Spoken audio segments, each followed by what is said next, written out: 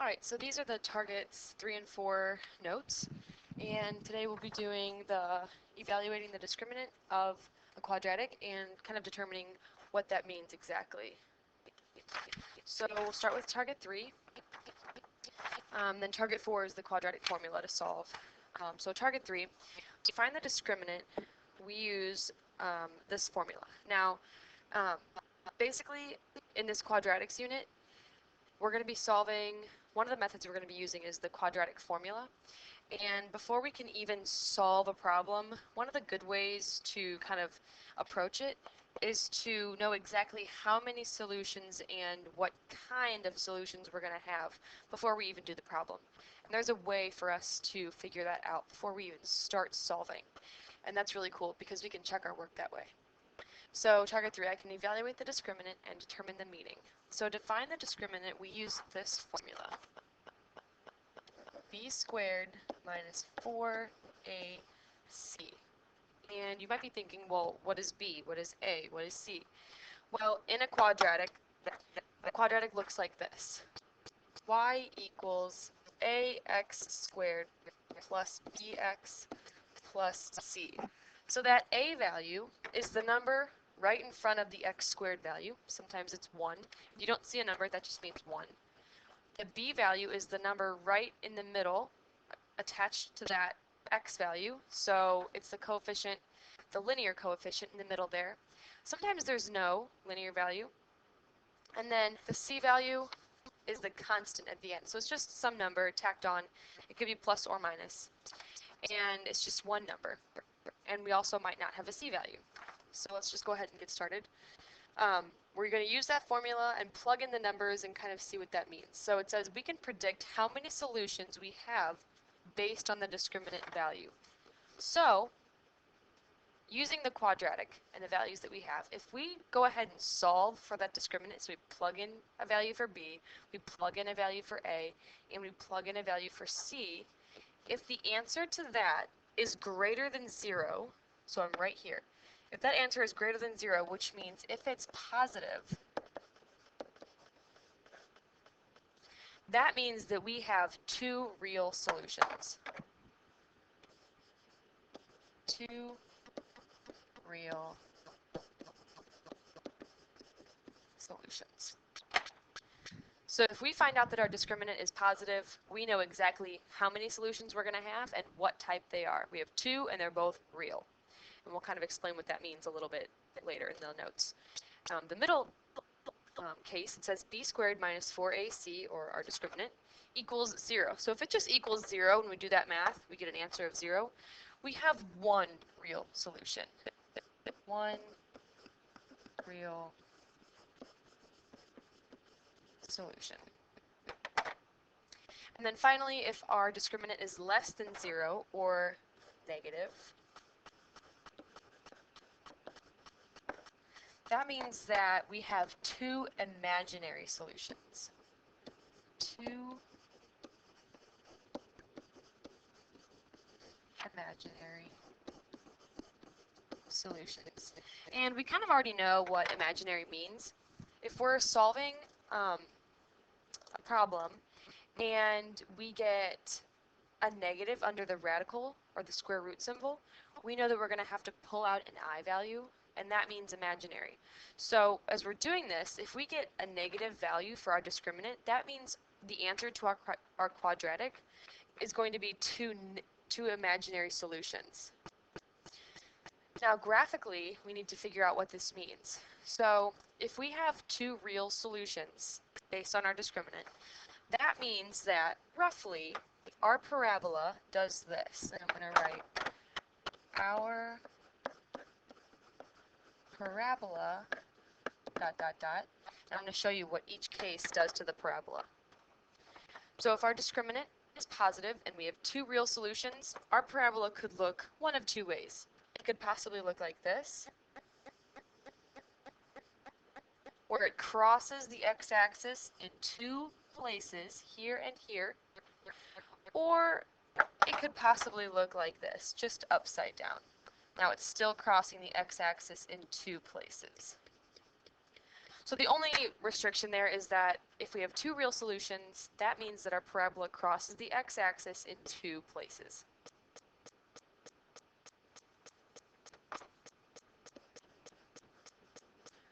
Crosses x-axis twice.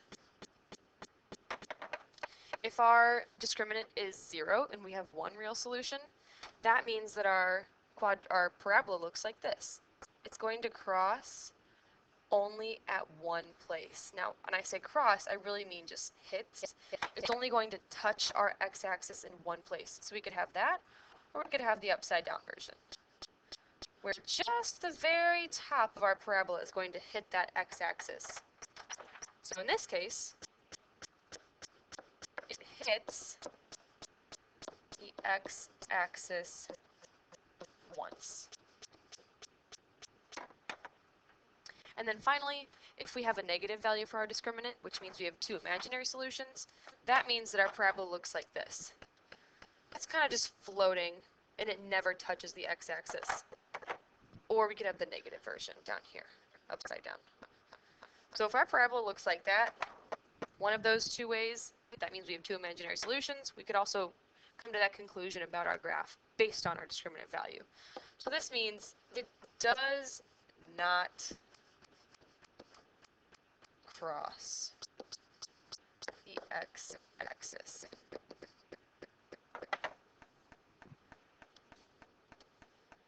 All right. So it says use the discriminant to find how many solutions and what type of solutions the following equation will have. So what I'm going to do first is just kind of look at my equation and determine my a, b, and c value. So don't forget our quadratic is going to look like this. Ax squared plus bx plus c. That's our standard form of our quadratic. So I can see the very first term in my quadratic there, in my equation, is x squared. Now, technically, there is a 1 right in front of that x squared, so my a value here is 1.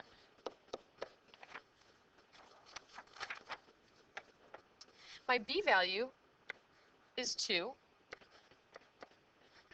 and then my c value is also 2.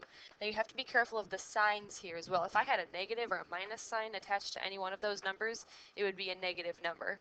But since I had pluses all the way across the board, it was positive.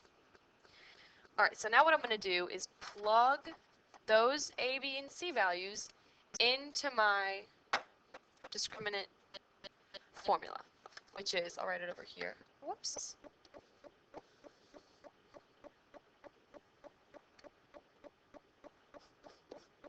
B squared minus 4ac. Don't forget that.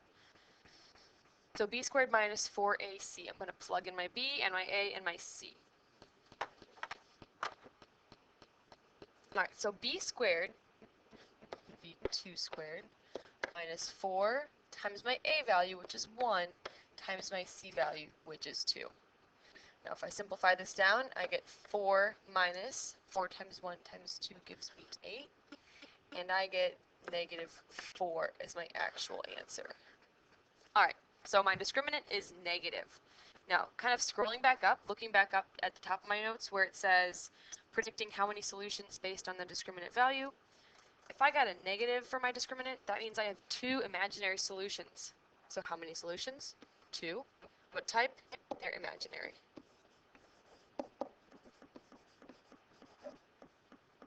All right, let's move on to the next one. X squared minus 6x plus 9. My a value is 1. My b value is negative 6, and my c value is 9. So plugging that into my b squared minus 4ac, I'm going to square negative 6 minus 4 times my a value times my c value. But I'm just getting those right from that a, b, c, right there. So negative 6 squared gives me 36, and then 4 times 9 also gives me 36. So when I actually do that math, I get 0. And that's one of my possibilities. When I get 0 as an answer, that means I have one real solution. I only have one solution, and it's real, which means I don't have I in the answer. Let's do a couple more. x squared minus 6x plus 10. My a value is 1, b is negative 6, and c is 10. So b squared minus 4ac. I'm taking my b value and squaring it, minus 4 times a times c. So I get 36 minus 40, and I get a negative 4 as my answer there. That means I have two imaginary solutions.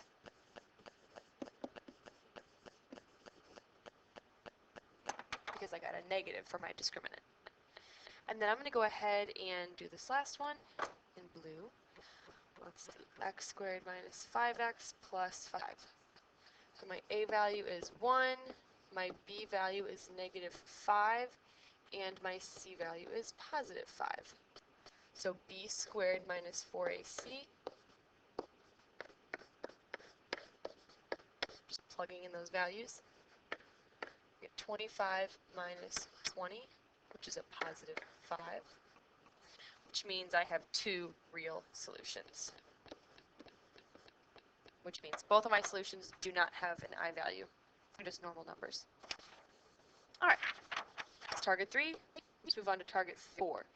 I can use the quadratic formula to solve a quadratic, including imaginary and complex solutions. So we're actually going to be bringing in our simplifying radicals tool in this lesson. So let's see, let's get started. They give us the quadratic formula right there. X equals negative b plus or minus the square root of b squared minus 4 times a times c all over 2 times a. And we get those a, b, and c values just from looking at our equation that we're given. So what I'm going to do first, in this very first problem, is I'm going to determine how many and what type of solutions I'm going to have before I even start. And I'm actually going to do that based off of target 3, what we just did. So I'm going to look at this. Don't forget, our discriminant is b squared minus 4ac. And if you notice, that b squared minus 4ac is part of our quadratic formula. So after we find the discriminant, determining how many solutions of what kind we have, when we plug everything else into the quadratic formula, we're just going to use that discriminant value under the square root. We're not going to do any extra work. Okay, so x squared plus 2x plus 2. My a value is 1, my b value is 2, and my c value is also 2. So b squared minus 4ac, I get 4 minus 8, which is negative 4, which means I have two imaginary solutions.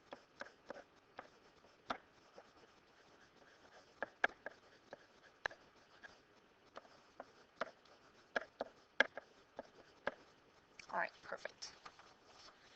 Now I'm going to plug the rest of my stuff into the quadratic formula, using a different color here. So the quadratic formula, x equals, I'm just going to plug a, b, and c into this thing. So I have a negative b.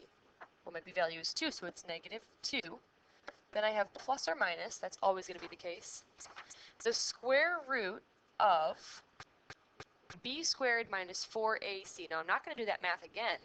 I know that that is just negative 4, because I already did that math. Not only did that tell me the number and type of solutions, but it also kind of shortcutted all this math I'm going to do here. And that's all over 2 times a, which is just 2 times 1, which is just 2. So now I'm just going to simplify this as far as I possibly can. Negative 2 plus or minus square root of negative 4. Now I'm going to do that kind of off to the side here. Now this is throwing us back to that simplifying radicals in target 1. So what I'm going to do is break this up into the square root of negative 1 times the square root of 4. That was always our first step. I know the square root of negative 1 is I, and then the square root of 4 is actually just 2. So the way I'm going to write that is 2i. So I'm going to transfer that back up here. Plus or minus, instead of the square root of negative 4, I have 2i all over 2. Now, if you get to a step like this and you see that all three of these values can be simplified, they're all 2s, so I can divide all of them by 2, I'm going to do that. When I divide all of them by 2, this becomes 1, this becomes 1, and this also becomes 1. So what I have is -1 plus or minus 1i, or just I, all over 1, or you can just leave it as that. So kind of going back, what was I predicting here? Well, I predicted that I was going to have 2 imaginary solutions, and I do. I have -1 plus I and -1 minus I. That's what that plus and minus means. That just means that I have 2 solutions. Because I have I in my answers are imaginary, so this all worked out. All right, let's try another one. X squared minus 6x plus 9.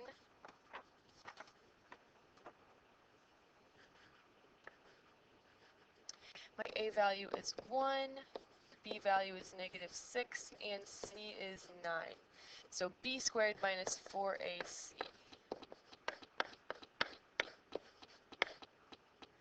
36 minus 36, which is 0. Which means I have one real solution. Alright, now going back to my quadratic formula, I'm going to do all that next. So x equals -b. Now, my b value is already -6, so taking the negative version of that just makes it positive. Plus or minus the square root of b squared minus 4ac, and I already did that. I got 0. All over 2a. 2 times a just gives me 2 because my a value is 1. Now, don't overthink this. The square root of 0 is just 0. The square root of 1 is just 1. So whenever you see a 1 or a 0 under the square root, don't overthink it. It's always just 1 or 0. It's simpler than you think. So instead of writing the square root of 0, I'm just going to write 0. So 6 plus or minus 0 all over 2. Now if I take 6 and I add 0, I'm just going to get 6. And I take 6 and I subtract 0, I'm also just going to get 6. This is actually just one answer, 6 over 2. That can actually be reduced to 3.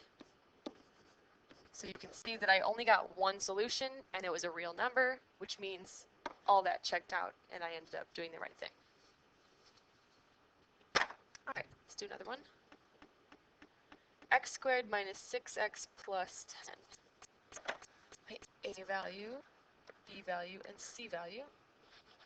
A is 1, B is -6, and C is 10. So B squared minus 4AC gives me 36 minus 40, which is -4, which means I have 2 imaginary solutions.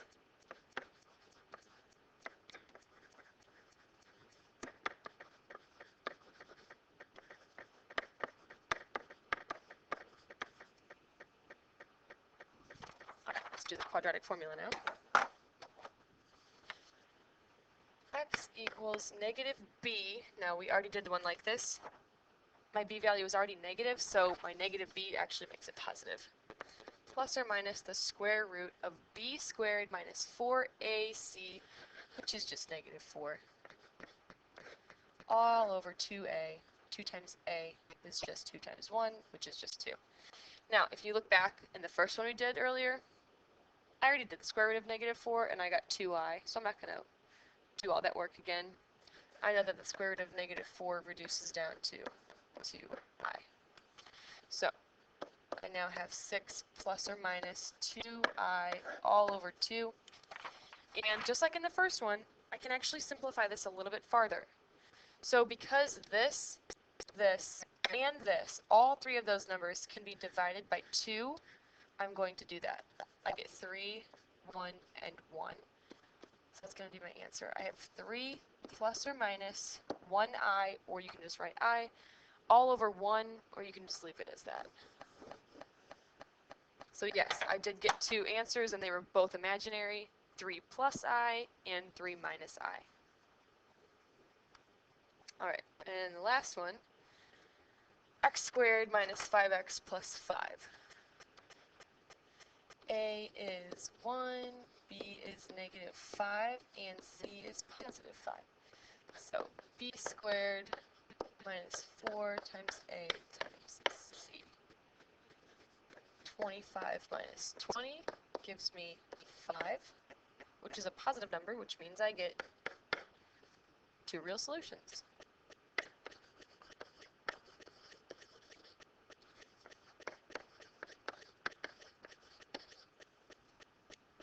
Alright, the quadratic formula now.